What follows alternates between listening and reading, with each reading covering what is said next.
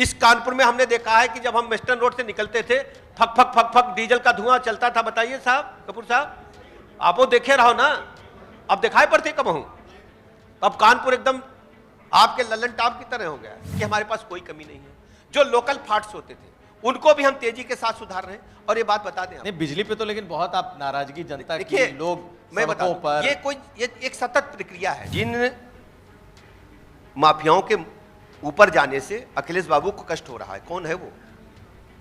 कौन है? अतीक अहमद, मुख्तार अंसारी। कोई धर्म देख करके ना देखिए, बुलडोजर चल रहा है ना एनकाउंटर हो रहा है। कानून सबके लिए बराबर है और हमने दिखाया, फिर इसे उठाइए, कानून सबके लिए बराबर है। इसीलिए कानून की देवी की आंख पे पट्टी रहती है। कानून अपना पराया नहीं दिखता, छोटा बड़ा नहीं दिखता। जो कानून तोड़ेगा उसके खिलाफ कड़ी कार्रवाई। 2027 का चुनाव है, नेतृत्व मुख्यमंत्री जी का, योगी जी का ही होगा, उनके नेतृत्व में जा रहा है। मुख्यमंत्री जी हैं और माननीय राष्ट्रीय अध्यक्ष जी ने आपको भी बताया है, आप तो सब जानते हैं, अखबार में छप चुका है। तो उनके नेतृत्व में ही चुनाव में आप जानते हैं, राष्ट्रीय अध्यक्ष तो सर्वोच्च पद पर हमारी पार्टी के नेता हैं। वो जो निर्देश देते हैं उसको हम लोग मानते हैं कि हम सब उसको कार्यकर्ता के रूप में सहर्ष स्वीकार करते हैं। ये सब बरसात में अपना अपना कुर्ता निकाल करके निकलते हैं, बाल वाल ठीक कर करके, टोपी पे लगा करके। टीका कहीं लगवाया हो नहीं, भाजपा का टीका है, और अपने जाके मैदान तक पहले लगवा ले। भाई सबका राय दो, अच्छी राय दो। नहीं, उन्होंने तो नहीं लगवाया। लगवाया उन्होंने, आपको हम स्लिप दे देंगे। 2 बार जीत दर्ज की, दोनों बार आपने अपनी सीट बदली। मतलब पहली बार आप लड़े, फिर देखो एक बात बताइए, इस बार क्या आप वहीं से चुनाव लड़ेंगे या सीट बदलेंगे? जी, दोबारा संसद जाने का मन नहीं है? मैंने आपको कहा हम कार्यकर्ता हैं और भारतीय जनता पार्टी नेतृत्व जो भी निर्देश देगा हम वो करेंगे। क्या ब्राह्मण नाराज है? कहूँ नहीं नाराज है, कहूँ नहीं, बातें खाली वैसे उड़ावत ही, कोई बात नहीं है। देखो एक बात बताई तुमका, चारियों गाँव घूम के आओ, ये जो टोपी वाले हैं इनके यहाँ का हाल है? कौन है इनके यहाँ? इनके यहाँ 2 जन है, खाली जाति के आधार पर राजनीति करे तो क्या ही। अब भारतीय जनता पार्टी सनातन संस्कृति की वाहक पार्टी है। क्यों बनाओ, कभी इंडिपेंडेंट विश्लेषण कर दूंगा मैं, अभी करो ना। मैं कर दूंगा। डरात का है तुम्हें? कोई डरने की बात ही नहीं है। तो दोस्तों अब जरा बात करते हैं सेहत की, क्योंकि कहते हैं ना कि स्वस्थ समाज ही एक मजबूत देश या प्रदेश की नींव होता है। जब हम सेहतमंद होते हैं तो सब कुछ बेहतर होता है, और उसके लिए ज़रूरी है कि बेहतर हेल्थ स्ट्रक्चर हो, इंफ्रास्ट्रक्चर हो, सुविधाएं हो। तो बेहतर हेल्थ इंफ्रास्ट्रक्चर को डेवलप करने में जिनका सबसे बड़ा योगदान इस समय है, अभी उनसे ही आपका तारुफ करवाएंगे, वो यहाँ पर मौजूद होंगे, जो एक सियासतदान के तौर पर बेहद सरल सहज स्वभाव के जाने जाते हैं, अपनी पोशाक के लिए जाने जाते हैं, अपनी उस लखनऊआ भाषा के लिए जाने जाते हैं जिसमें वो कहते हैं कि भैया उन्होंने सबके मनवा जगह बनाई लीन। तो वो हमारे बीच में आ गए हैं। हम बात कर रहे हैं प्रदेश के स्वास्थ्य मंत्री और डेप्यूटी सीएम ब्रजेश पाठक की। आपका बहुत बहुत स्वागत है सर मंच पर, और उनके साथ संवाद स्थापित करेंगे हमारे वरिष्ठ सहयोगी कुमार अभिषेक। नमस्कार। विकसित यूपी बैठक उत्तर प्रदेश कानपुर चैप्टर में आपका स्वागत है। हमारे साथ डिप्टी सीएम और स्वास्थ्य मंत्री ब्रजेश पाठक जी मौजूद हैं। सर स्वागत है आपका। बहुत बहुत आभार है आपका। स्वास्थ्य कैसा है उत्तर प्रदेश का?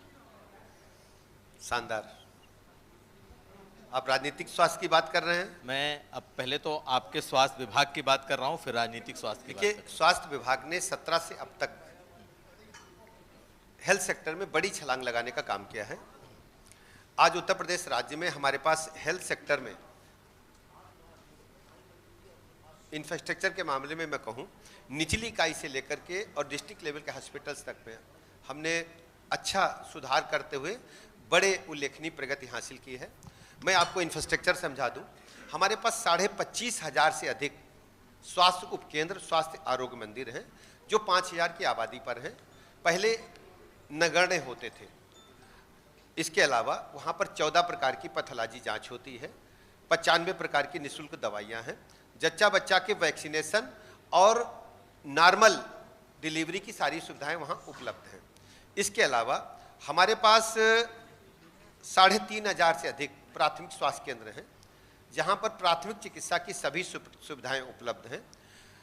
CSC जो सामुदायिक स्वास्थ्य केंद्र हैं हमारे पास 950 से अधिक हैं, जिनमें जच्चा बच्चा की और सामान्य से जो सिजेरियन प्रसव होती उनकी भी सुविधाएं उपलब्ध हैं और सभी दवाइयां निःशुल्क वहां पर उपलब्ध हैं। बड़ी संख्या में हम पैथोलॉजिकल जांच भी करते हैं। डिस्ट्रिक्ट लेवल के हॉस्पिटल्स हमारे पास 100 से अधिक हैं, उनमें सभी प्रकार की जांचें, सभी प्रकार का इलाज उपलब्ध है। जो विशेषज्ञ विशिष्ट श्रेणी के हॉस्पिटल्स हैं उनकी संख्या 200 से अधिक है, वहाँ भी डिस्ट्रिक्ट लेवल की सभी दवाइयाँ उपलब्ध हैं, डिस्ट्रिक्ट लेवल के सभी उपचार उपलब्ध हैं। टर्सरी केयर के मामले में हमने बड़ी प्रगति हासिल की है। टर्सरी केयर में हमने तय किया है कि जो KGMC और राम मनोहर लोहिया आयुर्विज्ञान संस्थान और PGI और कानपुर सहित जो बड़े मेडिकल कॉलेजेज हैं वहाँ बेहतर से बेहतर सुविधाएं उच्चीकृत हों। टर्सरी केयर की उस दिशा में भी हमने बड़ी प्रगति हासिल की है। और देश में पहली बार, अभी तक आप सुनते होंगे कि मल्टी आर्गन फेलोर हो गया। मल्टी आर्गन फेलोर होने के बाद मरीज को बचाने का हमारे पास कोई संसाधन उपलब्ध नहीं होते थे।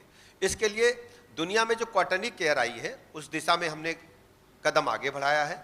इस बार के बजट में हमने स्वीकृत कराया है और PGI को नोडल एजेंसी बनाते हुए काम शुरू किया है। यदि ऑपरेशन थिएटर में हृदय का वाल्व बदलने के लिए या हृदय का बाईपास के लिए हम पेशेंट को लेकर गए हैं, अचानक किडनी, लीवर या ब्रेन हेमरेज हो जाए तो सभी एक ही टेबल पर उनके इलाज को सुनिश्चित किया जा सके, ऑपरेशन सुनिश्चित किया जा सके और पेशेंट को हमें कमरे के बाहर भी न ले जाना पड़े। तो उसी ऑपरेशन थिएटर में, उसी बिल्डिंग में हम सारी व्यवस्थाएं करने जा रहे हैं और इसके लिए 5,000 करोड़ रुपए की बजटीय प्रावधान करते हमने काम शुरू किया है। लेकिन जी जब भी बात होती है उत्तर प्रदेश की स्वास्थ्य के बारे में तो एक चीज़ को शोकेस करते रहे हैं, या सरकार की भी मुख्यमंत्री भी उसको कहते हैं कि भाई हम लोगों ने एंसेफेलाइटिस पर काबू पा लिया, जो दिमागी बुखार। आपको क्या लगता है कौन सी ऐसी चीज़ है जो आप कह सकते हैं कि हाँ हमने अचीव किया है, और क्या आप संतुष्ट हैं अपने विभाग के परफॉर्मेंस से? देखिए, हेल्थ सेक्टर लगातार सुधारात्मक होता है। नई नई बीमारियां, नई नई चुनौतियां हमारे सामने आती हैं। जैसे इंसेफ्लाइटिस की चर्चा आपने की, हमने उस पर 100% कंट्रोल किया है। इसके अलावा मलेरिया, डेंगू, कालाजार जैसे जो गंभीर रोग हैं उन पर हमने बड़ी मात्रा में कंट्रोल किया। संचारी रोग अभियान हम वर्ष में 3 बार चलाते हैं। ये मच्छर जनित रोग हैं, तो मच्छर मारने के लिए कहीं डेंगू, मलेरिया या अन्य जो संक्रामक रोग हैं जो मच्छरों से पनपते हैं, उसके लिए 13 विभागों के समन्वय के साथ हम जनता के बीच में जाते हैं और वर्ष में 3 बार अभियान चलाते हैं। उसमें नगर विकास, ग्राम पंचायत, बेसिक शिक्षा, ऐसे 13 विभागों को, और स्वास्थ्य विभाग नोडल का काम करता है। आप देखते होंगे, एक बार मुझे याद है 2017 में, नहीं 2022 में फिरोजाबाद में बड़ी संख्या में डेंगू के मरीज आए थे, आपको याद होगा, फिरोजाबाद में। और एक जनपद बहराइच है हमारा गोंडा के पास में। तो इन 2 जनपदों में बड़ी संख्या में आए, तो हम लोगों ने अभियान चलाया। एक जनपद में मुख्यमंत्री जी स्वयं गए और फिरोजाबाद में स्वयं गया था। हमने खड़े होकर के पूरे नगर की सफाई कराई। तो आप उसका परिणाम यह है कि अब डेंगू, मलेरिया के केसेज वहां नगण्य मिल रहे हैं। तो ये जन चेतना का सब्जेक्ट है। अगर प्रदेश की जनता हम सबके रिक्वेस्ट को, जैसे हम लोग घर घर कुंडी बजाओ अभियान भी चलाते हैं, सबके जानकारी में आ जाए कि घर के आसपास हम पानी को एकत्र नहीं होने देंगे, गंदा पानी नहीं एकत्र होने देंगे, साफ पानी नहीं एकत्र होने देंगे। होता क्या है कि जो डेंगू का मच्छर है वो फ्रिज के पानी में, एसी के पानी में, पुराने खिलौने के जो डब्बे पड़े होते हैं उसमें, टायर में, उससे डेंगू का मच्छर पनपता है। तो ये हम चाहे तो हम कंट्रोल कर सकते हैं और हम सभी नागरिकों से अपील भी करते हैं बराबर, और उससे हमने कंट्रोल करने में सुविधा हासिल की है, सफलता हासिल की है। दूसरा, आप देखते होंगे बड़ी संख्या में हमारे पास किडनी पेशेंट्स बढ़े। पहले किडनी के पेशेंट्स के लिए डायलिसिस के लिए बड़े शहरों तक सीमित था। आज 75 के 75 जिलों में डायलिसिस की सुविधाएं उपलब्ध हैं। सिटी स्कैन की सुविधाएं 75 के 75 जिलों में उपलब्ध हैं। प्रेगनेंसी के दौरान हमारी बहन को, हमारी बेटी को कम से कम 9 माह में 3 बार जाना पड़ता था अल्ट्रासाउंड के लिए।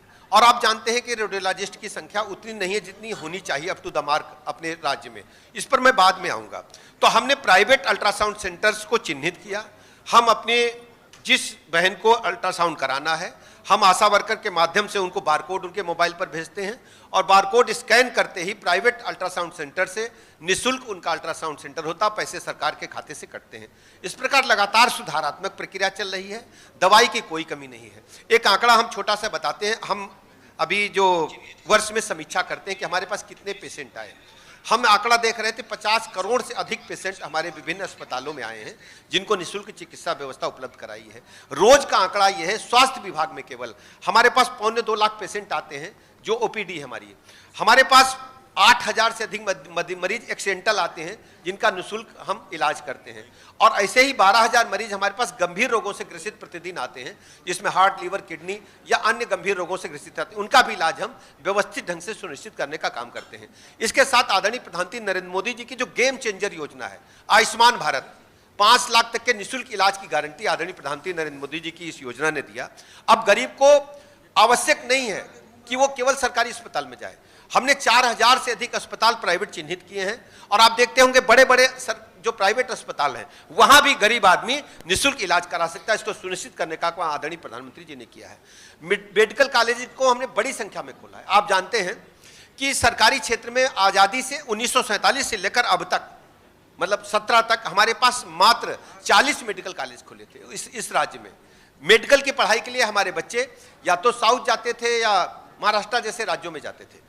आज 17 मेडिकल कॉलेज निजी क्षेत्र में थे और शेष मेडिकल कॉलेज 23 हमारे पास अन्य थे।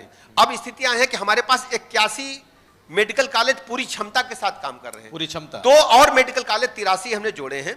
आज उत्तर प्रदेश में जो एमबीबीएस की सीटें हैं, पहले ये 5,000 के लगभग थी, आज ये 12,500 के लगभग है। एमएसएमडी जैसे जो पोस्ट ग्रेजुएट सीटें, उनको हमने 2.5 गुना से अधिक बढ़ाया है। एमसीएच जैसे जो विशेषज्ञ चिकित्सक हैं, उनकी भी सीटों में हमने पर्याप्त बढ़ोतरी हासिल की है। हमारा मानना है कि जब तक चिकित्सक, हमें 1,000 की आबादी पर कम से कम 1 चिकित्सक, 3 पैरामेडिकल और 3 नर्सेज नहीं होंगी, तब तक चिकित्सा व्यवस्था WHO के मानकों के अनुरूप नहीं हो पाएगी।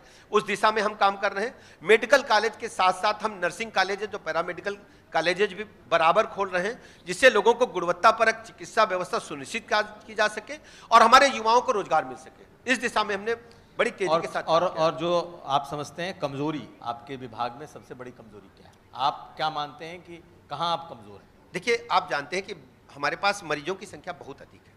आप किसी भी सरकारी अस्पताल में जाएंगे, जैसे लखनऊ के KGMC में हमारी 9,000 की ओपीडी है, पूरे प्रदेश के लोग वहाँ आते हैं। तो हमारी इस गति को हम और तेज करेंगे। हम अपना क्षमता बढ़ाने जा रहे हैं। अभी आप देखते होंगे ICU बेड्स की संख्या हम बढ़ाने जा रहे हैं। PGI से KGMC, लोहिया, जो अन्य हमारे 7 मेडिकल कॉलेज पुराने हैं, इनको हम स्पोक एंड हब पर व्यवस्थित करने जा रहे हैं। अभी तक क्या होता था, सारे पेशेंट्स PGI या अन्य टर्सरी केयर के हॉस्पिटल्स में आते थे। हमने 7 मेडिकल कॉलेजों को हब बना करके, जो छोटे मेडिकल कॉलेज हैं, जो डिस्ट्रिक्ट हॉस्पिटल्स हैं, उनको हम स्पोक मॉडल में, हम यांत्रिक विधि से, अभिषेक जी, हम यांत्रिक विधि से उनको ऑनलाइन हम ICU चलाएंगे। ऐसे सभी टर्सरी केयर के हॉस्पिटल, चाहे डिस्ट्रिक्ट हॉस्पिटल्स हो, चाहे नए मेडिकल कॉलेजेज हो, हम PGI, लोहिया और पुराने जो मेडिकल कॉलेज हैं उनसे स्पोक हब से जोड़ करके उन चिकित्सकों को ट्रेंड भी करेंगे और ऑनलाइन अपने ICU के पेशेंट्स को लगातार उच्च गुणवत्तापरक हम चिकित्सा व्यवस्था दे पाएंगे। चलिए, तो आपने तो अपने विभाग की बात कर ली, लेकिन जिस राजनीतिक स्वास्थ्य की हम बात कर रहे थे, क्योंकि अब उत्तर प्रदेश में 2027 में चुनाव है कुछ महीनों के बाद, तो राजनीतिक स्वास्थ्य कैसा है? बहुत चर्चा है कि 24 में तो आपका राजनीतिक स्वास्थ्य बिगड़ गया था। देखिए, भारतीय जनता पार्टी माननीय प्रधानमंत्री नरेंद्र मोदी जी के मार्गदर्शन में 2014 से अब तक दुनिया की सबसे बड़ी पार्टी कार्यकर्ताओं के लिहाज से बनी है, और हमारे नेता माननीय प्रधानमंत्री जी दुनिया के सर्वाधिक लोकप्रिय नेता हैं। इससे आप सहमत हैं? उत्तर प्रदेश में जनता ने इस बात का भरोसा करके माननीय प्रधानमंत्री नरेंद्र मोदी जी को 17 में मैंडेट दिया। प्रचंड बहुमत के साथ आजादी के बाद पहली बार, मैं फिर दोहरा रहा हूं, आजादी के बाद पहली बार हम 325 से अधिक सीटें लेकर के सरकार भारतीय जनता पार्टी की बनी, योगी जी मुख्यमंत्री बने 2017 राइट, 17 में, राइट। आफ्टर देन हमें बीमारू राज्य मिला था, सड़कें टूटी हुई थी, बिजली एक हफ्ता दिन में आती थी, एक हफ्ता रात में आती थी। आप भी उत्तर प्रदेश में लंबे अरसे से रहते हैं। कानपुर जैसे सिटी में कभी कभी हाय तौबा सुनने के लिए हम लोगों को भी आना पड़ता था। सभी जिलों में, जो 75 जिले हैं, मात्र 3 जिलों में बिजली जाती थी, जो उनके सत्ताधारी दल के लोगों का जिला होता था। मैं जिले का नाम लेकर के उन जिलों को भी हमने प्राथमिकता की सूची में रखा है। आज 75 के 75 जिलों को बराबर बिजली हम उपलब्ध कराए हैं। रात और दिन का चक्कर नहीं है।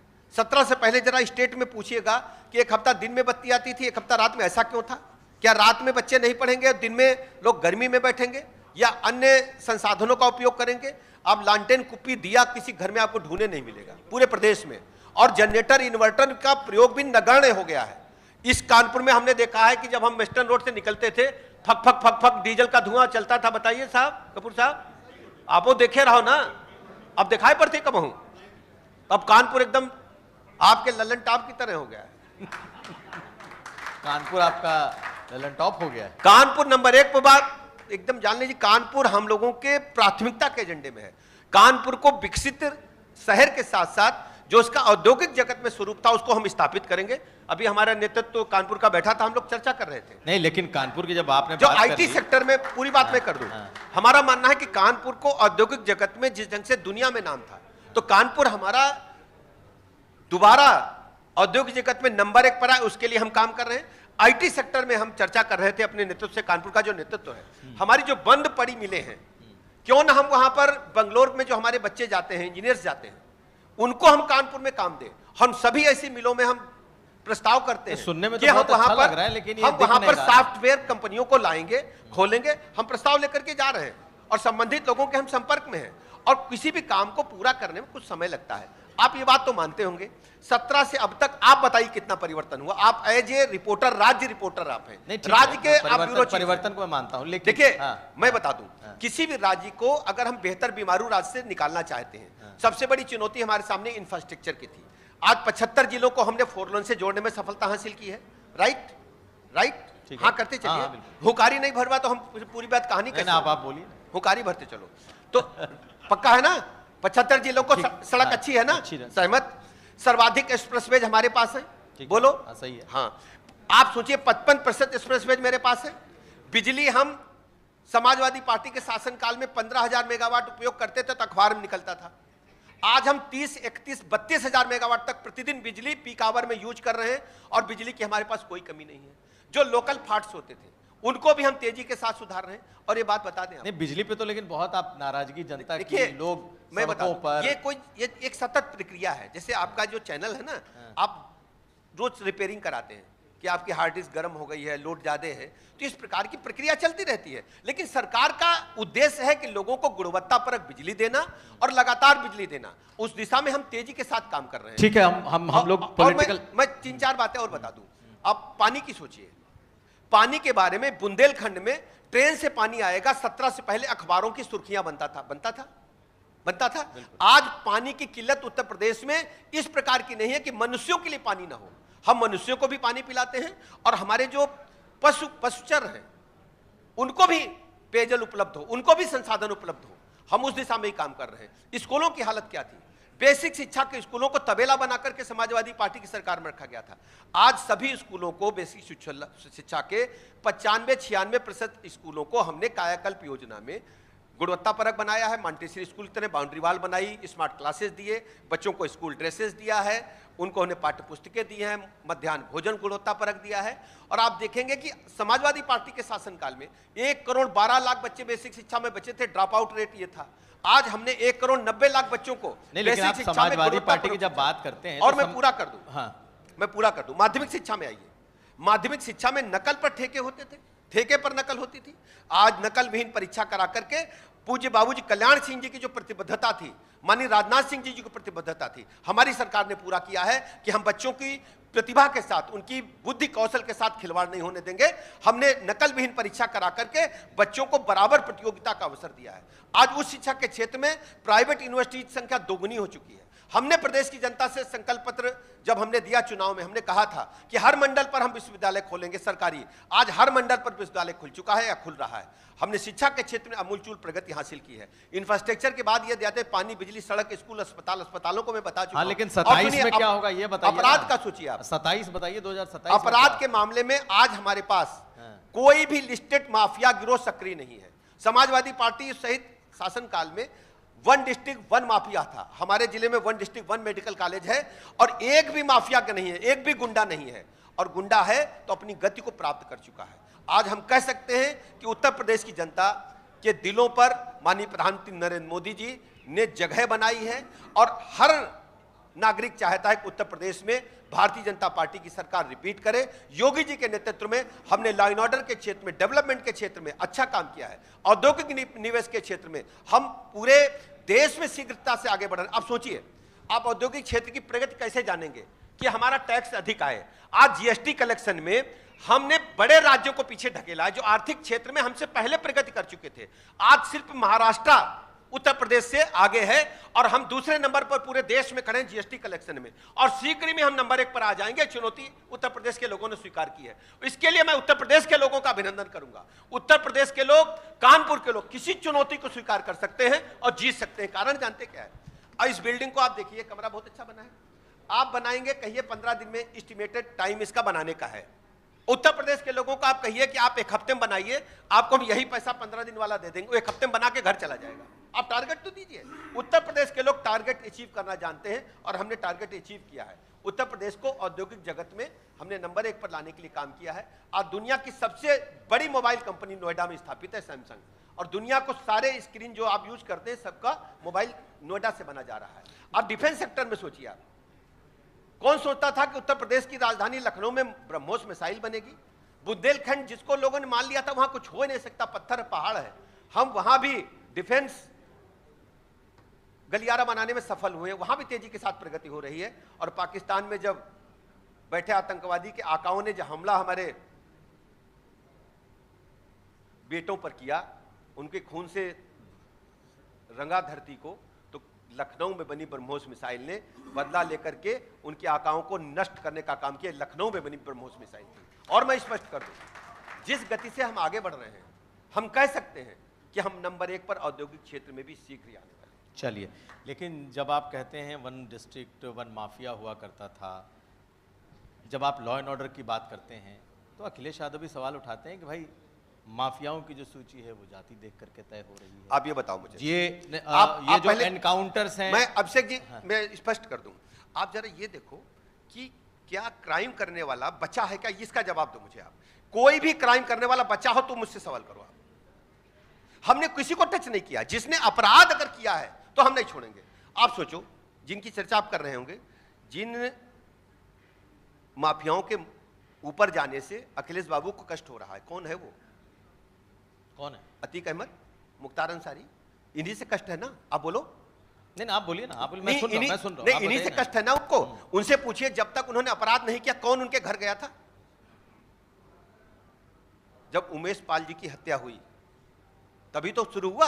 हम तह तक जाएंगे, जो पीछे होगा उसके खिलाफ हमारी पुलिस कानून के तहत कड़ी कार्रवाई करेगी। और कोई भी ऐसा माफिया बताइए जिसने कांड किया हो, बचा हो, एक भी माफिया हो बताइए, एक भी अपराधी तत्व बताइए। मैं यहां बैठ करके मंच से जिम्मेदारी के साथ आपसे कहता हूं, अखिलेश जी से पूछिए, एक भी कोई माफिया बताए, चाहे किसी भी दल का हो, यदि उसने कोई घटना की होगी, बचा हो, मुझे बताओ। चलिए, अब 2027 की जो हम लोग बात कर रहे थे, आप कह रहे हैं कि आपने बहुत काम किया और लेकिन 2027 आप जीतेंगे तो कैसे जीतेंगे? बहुमत के साथ, प्रचंड बहुमत के साथ। सीटें कितनी? भारतीय जनता पार्टी सबका साथ, सबका विकास, सबके विश्वास के साथ जन जन को जोड़ करके चलती है। आज गरीब कल्याण योजनाओं को उठाइए, उसमें अल्पसंख्यक भाई भी मिलेंगे, आपको दलित भाई भी मिलेंगे, ओबीसी के सभी वर्गों के लोग मिलेंगे।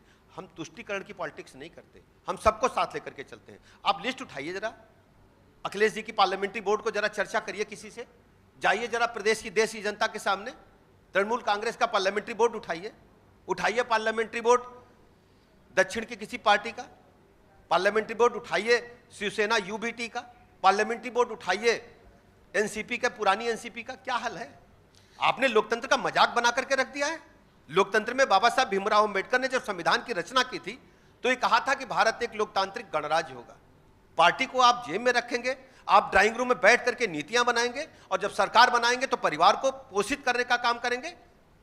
ये जनता देखती है। ये भारतीय जनता पार्टी अभिषेक जी एक पार्टी है जो सबसे पीछे बैठा कार्यकर्ता है, कभी भी राष्ट्रीय अध्यक्ष बन सकता है। ये भारतीय जनता पार्टी ने देश और दुनिया के सामने दिखाने का काम किया। पिछला जो पार्लियामेंट हुआ था तो आप कह रहे थे 70 सीटें जीतेंगे, लेकिन आप 33 सीट पर आकर के देखिए अभिषेक, तो अब मैं एक चुनाव की बात नहीं कर रहा, मैं कह रहा हूं कि फिर 27 में आखिर आप सीटें कितनी जीतेंगे, क्या दावा करते हैं? अभिषेक जी, हम 17 वाला इतिहास दोहराएंगे, 300 और जो 24 की घटना की आप उसको भी स्पष्ट कर दूं, जिससे आपके स्पष्टता रहे आपको। देखिए, काठ की हांडी बार बार नहीं चढ़ती। आप याद करिए, समाजवादी पार्टी कांग्रेस के लोगों ने मंच लगा करके जिले जिले कहा कि महिलाओं के खाते में 8,400 रुपया आएगा, और एनजीओ के माध्यम से गांव गांव गली गली फार्म इन्होंने भरवा लिए और पैसे इनके अकाउंट पे ट्रांसफर किए गए एनजीओ के माध्यम से, और उन महिलाओं ने फिर कांग्रेस और समाजवादी पार्टी के कार्यालयों पर प्रदर्शन किया। पैसा कहां है? ये सब झूठे निकले। आपको पता है इन्होंने कहा कि हम कई बातें आश्वासन दिया, उनकी पोल न खुलवाइए, ये सब काट की हांडी बार बार नहीं चढ़ती।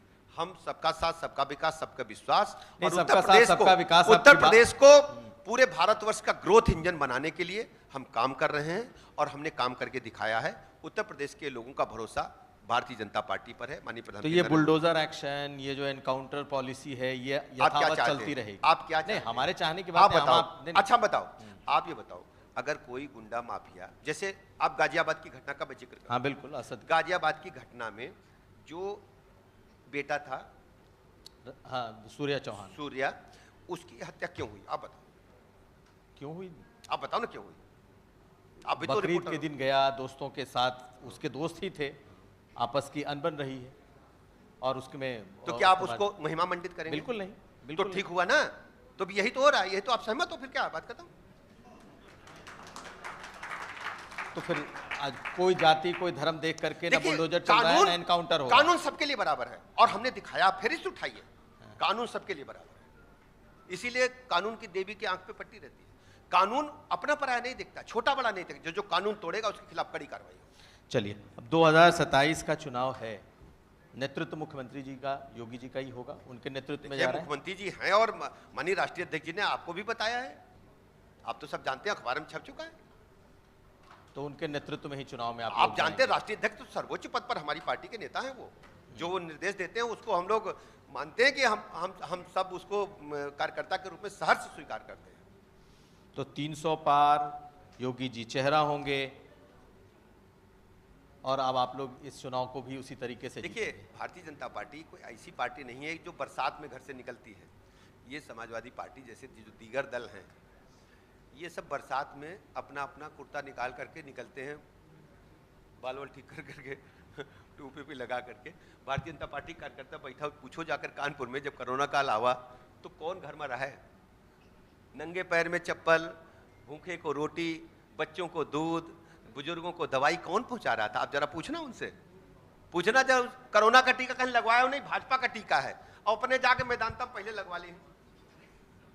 भाई सबका राय दो, अच्छी राय दो।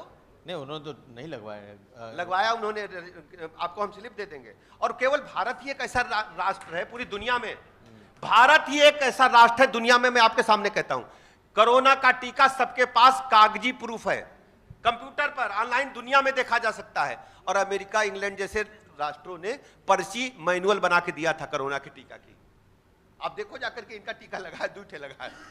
चलिए, अब ये बताइए, आपने 2 बार जीत दर्ज की, दोनों बार आपने अपनी सीट बदली, मतलब पहली बार आप लड़े, फिर देखो एक बात बताइए, इस बार क्या आप वहीं से चुनाव लड़ेंगे या सीट बदलेंगे? देखिए, हम कार्यकर्ता हैं, जो भी आदेश होगा हम पालन करेंगे, और कार्यकर्ता की ड्यूटी है। भारतीय जनता पार्टी दायित्व को कभी भी परिवर्तित कर सकती है, ये आप नोट कर लो। जैसे आप अभी ब्यूरो चीफ हो यूपी के, और ट्रांसफर हो जाए जीवन का, चल जाएंगे, तब ऐसे हम भी कार्यकर्ता हैं जहां पे चाहिए।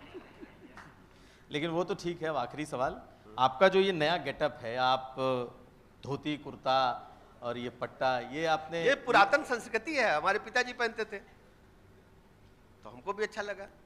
अब पिताजी नहीं है तो उनकी स्मृतियों को संजोए हैं। तो संसद जाने का मन नहीं है? जी, दोबारा संसद जाने का मन नहीं है? मैंने आपको कहा, हम कार्यकर्ता हैं, और भारतीय जनता पार्टी नेतृत्व जो भी निर्देश देगा हम वो करेंगे। हम हमेशा तैयार हैं, और मुझे कोई तनाव नहीं है, हमें बहुत अवसर मिला है, हम संतुष्ट हैं। और भारतीय जनता पार्टी नेतृत्व ही एक ऐसा दल है जो किसी को कुछ भी दे सकता है, कोई भी दायित्व मिल सकता है। हम साधारण कार्यकर्ता बूथ स्तर से लेकर के हमेशा तैयार रहते हैं कि हम नेतृत्व के निर्देशों का पालन करेंगे। चलिए, अब एकदम से आखिरी सवाल, क्या ब्राह्मण नाराज है? कहूँ नहीं नाराज है, कहूँ नहीं, बातें खाली वैसे उड़ावत ही, कोई बात नहीं है। देखो एक बात बताई तुमका, चारों घाय घूम के आओ, ये जो टोपी वाले हैं इनके यहाँ का हाल है? कौन है इनके यहाँ? इनके यहाँ 2 जन है खाली, जाति के आधार पर राजनीति करते चाहिए। अब भारतीय जनता पार्टी सनातन संस्कृति की वाहक पार्टी है, ये भगवा वही लहरा सकता है। ये आनंदेश्वर बाबा जो बैठा ही सपा सरकार में बनते कहा, बताओ तन भैया, काशी विश्वनाथ मंदिर बनवा पाते? ये लोग तो डरते हैं तिलक लगाने से, ये लोग डरते हैं जब जनेऊ तब पहना इनके नेताओं ने कोट पर कहीं जनेऊ पहना जाता है? पूछो इनसे कि जब बाथरूम जाते हैं वॉशरूम तो जनेऊ कितनी बार कान में चक्कर काटा जाता है, पूछना, सवाल पूछी बताना हमें। जनेऊ को ऐसे कान में कितनी बार लपेटते हैं जरा पूछना। वो कोट पे डालने थोड़ी आपको मान लिया जाएगा सनातन संस्कृति वाहक है आप। तो ब्राह्मण खुश है आपके भैया ये बताइए, हम सब परिवार के हैं और सबका हम हाथ पर हम उनके कार्यकर्ता हैं और हम पूरी जिम्मेदारी के साथ कह सकते हैं भारतीय जनता पार्टी किसी का हित नहीं होने देगी। पूरी जिम्मेदारी के साथ मैं कहता हूं, सबके साथ खड़े हैं, सुख दुख में खड़े हैं। लेकिन आपकी पार्टी के भीतर ही लोग बैठ अरे भाई एक बताओ, आप ये बातें करोगे तो दो बैलों की कथा वाली सुने मुंशी प्रेमचंद वाला, क्या है, भूल गए? हाँ। बताइए मुंशी प्रेमचंद को मैं कैसे याद दिलाऊं, आप तो पढ़े हैं। चलिए। वो कहने लगे कि तुम हरी घास खा रहे हो, तुम्हारा दोस्त सूखी खा रहा है, वो कान में लगा के और शेर से मरवा दें। वो तो सुने कहानी नहीं, अब सुनाता हूं। मुंशी प्रेमचंद की कहानी है दो बैलों की कथा। दो बैल बड़े हष्ट पुष्ट थे, टाइट, सींग विंग टाइट थे, पूरे जंगल के लोग डरते थे और दोनों बैल संघर्ष रहे और एक साथ जो भी जानवर हमला करता था सींग से उसको धक्का देकर उड़ा देते थे। कोई हिम्मत नहीं करता था पूरे जंगल में, खूंखार जानवर भी उन दो बैलों से लड़ पाए। तो जंगल के लोग राजनीति कर दिए, जैसे आप हमें से हमको कह रहे हैं।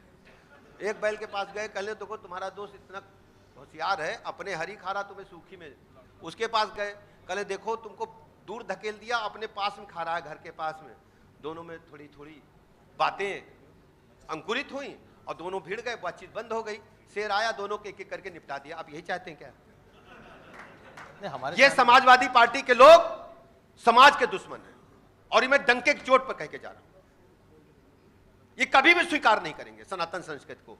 ये टोपी लगा करके केवल तुष्टीकरण की पॉलिटिक्स करते हैं। मैं फिर आपके मन से कहता हूं, यदि मुस्लिम समाज, जैसे सब लोग अपना अपना नेता चुनते हैं, मुस्लिम समाज अपना नेता चुन ले तो क्या होगा जरा बताना, जरा आप समाजवादी पार्टी का बताओ, जरा सही बताना, एकदम निर्भीक पत्रकार वाला बताना। नहीं, ये बात आप कह रही हैं, आप कह रहे हैं। अरे आप भी तो विश्लेषण करते हो। मैं आपके साथ यहाँ देखिए, मैं आपसे सुन रहा हूँ, आप भी विश्लेषण करो। आप एक ऐसा वीडियो बनाओ, कभी इंडिपेंडेंट विश्लेषण कर दूंगा मैं। अभी करो ना, मैं कर दूंगा। डराज का है तुम्हें? कौन? कोई डरने की बात ही नहीं है। तो मतलब आप संदर्भ आपने जो दो बैलों वाली बताई, ब्राह्मणों को लेकर बताई। देखिए मैं कह रहा हूं कि हम सब एकजुट है परिवार, और पूरी जो ये हमारी संस्कृति है, पुराण से लेकर के उपनिषद से लेकर के महाभारत से लेकर रामायण से लेकर के जितने भी ग्रंथ हैं सबका अध्ययन करके बैठे हैं और हम उसी सनातन संस्कृति के वाहक हैं। हम फेर में नहीं पड़ेंगे। हम सनातन संस्कृति की ध्वजा वाहक माननीय प्रधानमंत्री नरेंद्र मोदी जी के साथ पत्थर की दीवार के साथ खड़े हैं। चलिए, बहुत शुक्रिया ब्रजेश जी, बात करने के लिए, यूपी बहुत बहुत आभार आपका, बैठक में आने बहुत बहुत आभार आपका, बहुत बहुत धन्यवाद आपका। तो हमारे साथ थे ब्रजेश पाठक, डिप्टी सीएम। अगले सत्र में किसी और से मुलाकात। शुक्रिया।